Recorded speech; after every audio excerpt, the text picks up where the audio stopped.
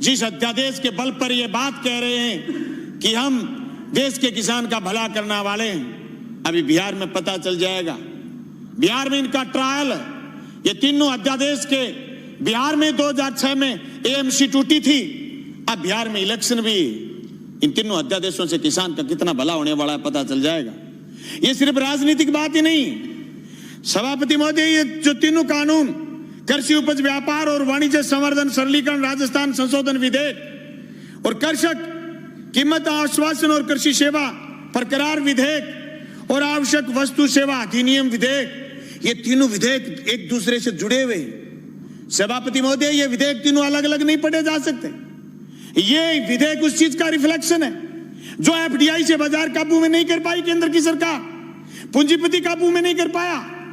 ये आवश्यक सेवा वस्तु अधिनियम तोड़ करके बाजार पर काबू करना चाहते हैं। सभापति महोदय, यही नहीं कि मंडी से बाहर जो ग्राहक बता रहे हैं, किसी ने नाम नहीं लिया सुबह से कि ग्राहक मंडी के बाहर कितने किलोमीटर दूर खड़ा होगा, ग्राहक कितने कौन से गांव में खड़ा होगा, ग्राहक किसान की फसल खरीदने के लिए किसान के खेत जाएगा या उसकी डोर जाएगा या फिर गंगा जी के घाट पर जाके खड़ा हो जाएगा और यह कहेगा कि मैं तेरी जींस 1000 रुपए क्विंटल में खरीदूंगा, देनी है तो दे, नहीं तो गंगा जी में डाल दे। यह आश्वासन आज तक, जून से लेकर के आज तक किसी ने दिया नहीं। सभापति महोदय, कोरोना के संकट में अगर देश में कोई चीज जिंदा थी वो थी कृषि, और कृषि संकट को आज वापिस तेजी से गहराने का प्रयास किया जा रहा। ये मेरे बड़े बोले भाई कह रहे थे कि कृषि को उभारने का काम किया जा रहा, नहीं, झूठ बोल रहे हो। 2015 में आपने सीएडी खत्म की, सिंचित क्षेत्र विकास विभाग खत्म किया केंद्र ने। झूठ बोल रहे हो, आपकी कृषि को उभारने का काम कर रहे हो। आपने बोनस जो राज्य की सरकारें देती थी खत्म आपने किया। झूठ बोल रहे हो आप कि किसान आगे बढ़ रहा, किसान की आत्महत्या का आंकड़ा बताना बंद किया, केंद्र की सरकार ने बंद किया। सभापति महोदय, खेती खेती नहीं, ये जमीन भी बेचना चाहते हैं बड़े पूंजीपति के हवाले, इसलिए तीनों अध्यादेश साथ लेके आए। एक दूसरे से जुड़े हुए ये चीज, इनको अलग नहीं किया जा सकता। ये क्यों नहीं बता रहे कि एमएसपी पर खरीदेगा, बाहर भी कोई खरीदेगा तो जी प्रधानमंत्री जी कह रहे हैं, तो प्रधानमंत्री जी तो अच्छे दिन आने की भी कह रहे थे, प्रधानमंत्री जी तो काला धन वापिस आने की भी कह रहे थे, प्रधानमंत्री जी तो 15-15 लाख खाते में आने की भी कह रहे थे, प्रधानमंत्री जी तो 2 करोड़ रोजगार की भी कह रहे थे, पर हुआ तो नहीं। कैसे मान लें? कागज से मानेंगे, कलम से मानेंगे, लिखित में मानेंगे, और आप कह रहे हैं आंदोलन नहीं है। गलत कह रहे हो आप। पीपली का किसान पूरे देश में छाप छोड़ के गया।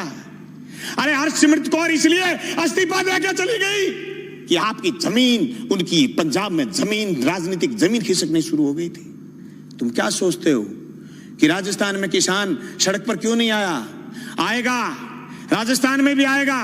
मैं गया था 25 सितंबर को भादरा, मेरे विधानसभा क्षेत्र में 5000 किसान इकट्ठे हुए थे, गंगानगर हनुमानगढ़ में लोग इकट्ठे हुए थे। अरे राजस्थान में 800 850 मंडियां लगी थी पिछली रबी की फसल तुलाई में, और 30,000 टोकन कटे हुए रह गए, केंद्र की सरकार ने बंद कर दिया था। राजफेड खरीद लेगी तो नेफेड नट जाएगी, इनकार कर देगी।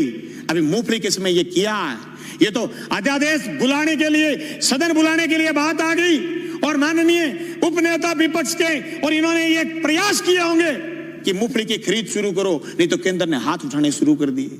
सभापति महोदय, इन कानूनों से न सिर्फ बड़े पूंजीपति बल्कि नए सरमाएदार पैदा हो रहे हैं। वो सरमाएदार जो अभी तक सिर्फ ऊर्जा में थे, सिर्फ पावर में थे, सिर्फ दूसरे संसाधनों में थे, वो एयरपोर्ट खरीद रहे थे, वो रेल खरीद रहे थे, वो जमीन पर कब्जा करने के लिए ये कानून केंद्र की सरकार से बनवाने में कामयाब हुए हैं। सभापति महोदय, देश में सिर्फ दाढ़ी बढ़ाने से कोई रविंद्रनाथ टैगोर नहीं हो जाता, सिर्फ इनकलाब बोल देने से भगत सिंह नहीं हो जाता, सिर्फ सत्य की और अहिंसा की बात करने से गांधी नहीं हो जाता। गांधी और टैगोर और भगत सिंह बनने के लिए जो त्याग और बलिदान की जरूरत है, उसकी कमी है आज। उस कमी को हमें स्वीकार करना पड़ेगा। देश के किसान को आगे ले जाने के लिए जो सिर्फ कानून, 3 संशोधन कानून लेके आए, न सिर्फ हम ये कहना चाहते हैं कि कानून ठीक लेके आए हो, लेकिन इस कानून में भी एक चीज हम और चाहते हैं, आप भी ये लाइन लिखते कि एमएसपी से नीचा मंडी में भी खरीद नहीं करी जाएगी।